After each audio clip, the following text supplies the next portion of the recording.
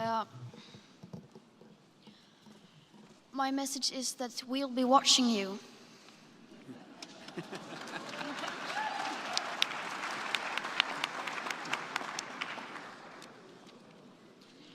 This is all wrong. I shouldn't be up here. I should be back in school on the other side of the ocean. Yet you all come to us young people for hope. How dare you? You have stolen my dreams and my childhood with your empty words, and yet I'm one of the lucky ones. People are suffering, people are dying, entire ecosystems are collapsing. We are in the beginning of a mass extinction, and all you can talk about is money and fairy tales of eternal economic growth. How dare you?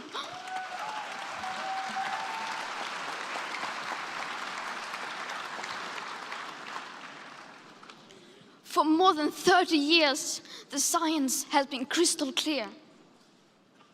How dare you continue to look away and come here saying that you're doing enough when the politics and solutions needed are still nowhere in sight? You say you hear us and that you understand the urgency. But no matter how sad and angry I am, I do not want to believe that.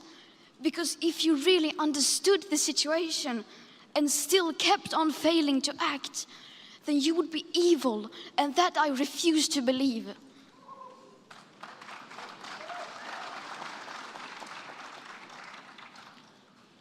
The popular idea of cutting our emissions in half in 10 years only gives us a 50% chance of staying below 1.5 degrees and the risk of setting off irreversible chain reactions beyond human control. 50% may be acceptable to you, but those numbers do not include tipping points, most feedback loops, additional warming hidden by toxic air pollution, or the aspects of equity and climate justice. They also rely on my generation sucking hundreds of billions of tons of your CO2 out of the air with technologies that barely exist. So a 50% risk is simply not acceptable to us, we who have to live with the consequences.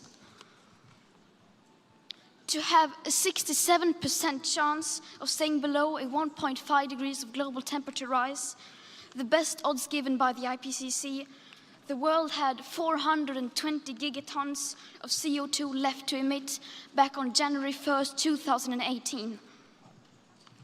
Today, that figure is already down to less than 350 gigatons. How dare you pretend that this can be solved with just business as usual and some technical solutions?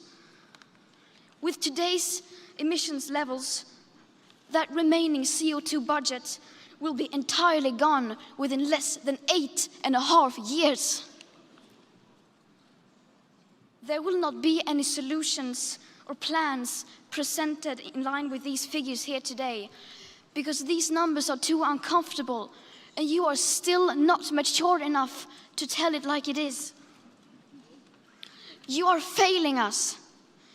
But the young people are starting to understand your betrayal. The eyes of all future generations are upon you. And if you choose to fail us, I say we will never forgive you.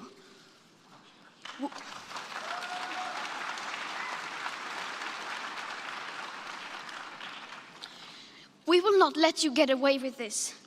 Right here, right now, is where we draw the line. The world is waking up, and change is coming whether you like it or not. Thank you.